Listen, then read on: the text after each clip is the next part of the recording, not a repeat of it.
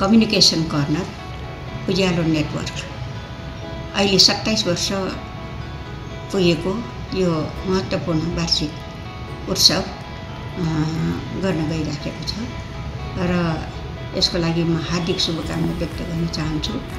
Communication corner जनताको मन मस्तिष्कमा बस्न सफल भएको जस्तो लाग्छ। किन भन्दाखेरि जनताको दुःख कष्टको बारेमा चाहिँ आवाज उठाउने र जनतालाई सुसूचित गर्ने र जनताको हक अधिकारको लागि चाहिँ निरन्तर चाहिँ कामहरू गर्दै आएको छ।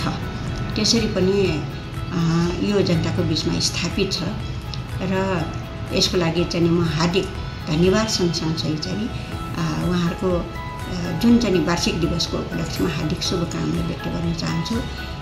श्रोताहरूलाई पनि म हार्दिक धन्यवाद दिन चाहन्छु र यस्तै गरी चाहिँ यो नेटवर्कसँग सधैँभरि निरन्तर संयोजन गरेर अथवा चाहिँ श्रोता बनेर चाहिँ यसलाई स्थापित गर्नेछ भन्ने म विश्वास गरेको छु।